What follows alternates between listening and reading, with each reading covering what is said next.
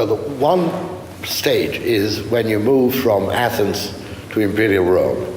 Because in Athens, you've got to die, all right, you're sentenced to death, hemlock is, poison is brought in, you drink it and that's it. And if you're Socrates, of course, you die calmly. But in Imperial Rome, Nero is terrible. Actually, he's telling people, you're condemned to death. So you have it, you can do it yourself, or we'll do it. This, by the way, will happen to him as well, because when he is pursued by his enemies, finally, people in Rome cannot stand him anymore. The soldiers pursue him, and he asks his slave to kill him. He doesn't have enough courage to actually run into the sword. So Tacitus recounts. Tacitus quite very plain and absolutely, faithful to his method. But because you have a tyrant, and a tyrant can do whatever he likes. And when the tyrant is even more barbarous than Nero, like Theodoric, Theodoric is an Ostrogoth. I mean, he's been educated, yes, like a Roman in Constantinople, but he's basically a barbarian. So, no attention whatsoever, is no care, really. I mean, simply take the man's head. And Boethius had been, like Seneca for Nero, an advisor, a Roman senator. I mean, he was not just one that Theodoric did not know. He knew him perfectly well. But apparently he thought that Boethius was involved in a plot against him to overthrow him. And so this was it. I mean, it's not Christianity that has to do with it. I mean, these things happen in spite of Christianity. But Theodoric is a Christian. He's an Arian, not a Roman Catholic, as it were. But what gets him is simply the fact that he's a barbarian, and has no respect for human life. I don't know, nobody knows the way Boethius actually reacted on the day of his death. Indeed. Yes, I might add it, actually. Thank you so much. I thought the men were enough, but I mean, yeah, definitely. Hypatia is a terrible thing. A pagan martyr as well. Things are controversial, of course, but it is quite a story, that one, too. Yeah. She was a philosopher, I believe she was a philosopher. Oh, she was, yes, indeed, she was. She was, very much so. Yes. I mean, if you go on with it, and you can, of course, throughout the Middle Ages and then the modern eras, and marches of kings or rulers, there are all over the place. All over Europe, in fact. Think of Thomas More, one example, John Fisher, all the Catholic martyrs in England, and of course, conversely, Protestant martyrs in Catholic countries, all over the place. Religion apparently doesn't mean, well, we know that you can, you actually show some care for your enemies, and that or some pity even. No. They have to die, and they have to die in the most gruesome manner too.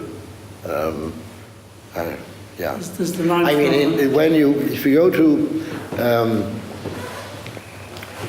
Campo dei Fiori in Rome, there in January 1600, Giordano Bruno was burned alive. Why? By the church authorities. Why? Why was he burned alive? I mean, you could also condemn somebody else to be yes. But you could have poisoned him. It would have been easy enough. But no, that was not enough. Yes, of course, it's men and women. It is men and women, but men and women often use philosophy and or theology to justify the killing. They use ideas. Well, yes, and more in a way, because Christian writings, and indeed the Bible, are stories. And it's a point often made by Michael and also by his friend and disciple in some ways, Jean-Pierre Sonnet, the Gregorian, that, faith is taught by means of stories. And when you read those stories, you've got to suspend disbelief, so to speak, in many ways. But you get closer. So yes, stories are absolutely essential. Michael talks about imagination, of course, in the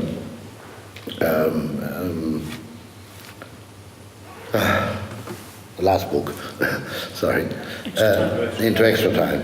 And, the imagination is absolutely important. That's the way Socrates means it too. He says, well, of course, it is not exactly like this. It is not exactly true. But it is well worth taking the risk, because the risk is beautiful. And we we move forward with this. And, when you read Phaedo, you actually, those words that I quoted, what is the next world for him? This is after the Apology. It is very much like Dante's world. It's like the Divine Comedy, where those who are punished, those who purify themselves, and those who are already somewhere, which will be called paradise, but here it is not. So that the traditional accounts of which he talks are exactly the same, or very similar, not exactly the same, but very similar. And that's what's so beautiful, kalos, and wonderful too, because the wonder is always there in Greek writings, of course. The taumastos is essential, and that comes from stories too. Like the story of his death, which is perfectly natural. There's nothing, it's not miraculous. Oedipus's death is a miracle, as it were. Not a miracle by etymologically speaking, miraculum. Socrates' death is not a miraculum, but it is deep down another kind of wonder, that a man could say, well, I know this is going to be better than the life I've had so far. And in any case, so don't cry, don't weep, there's no reason. Extraordinary, actually, when you read it. I think even when one reads it the first time. But as Aristotle said, or if not Aristotle, one of his pupils said in the Problems, he said, why is it that music we have already heard pleases us more than music we listen to the first time? Interesting. So the more you read the account, the more you like it, and the more you're pleased by it, and the more you are also amazed by it.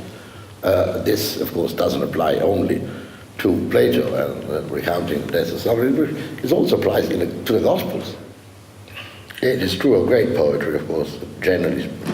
Also, it doesn't make any difference whether that poetry comes from the ancient world or the medieval period, or indeed modern. If you read the four quartets, that's what you get, especially in the last one, but I think throughout the four quartets. But Little Gidding is, from the very beginning, a kind of poetry that alludes to something else. And if you actually hear Eliot reading it himself, that comes out very, very strongly. Very strongly. So, yes, I agree. And some poetry is extraordinary in that respect. You have to listen to it, though. That's the problem. You have to, or read it very carefully. Above all, not read it as a scholar, I think.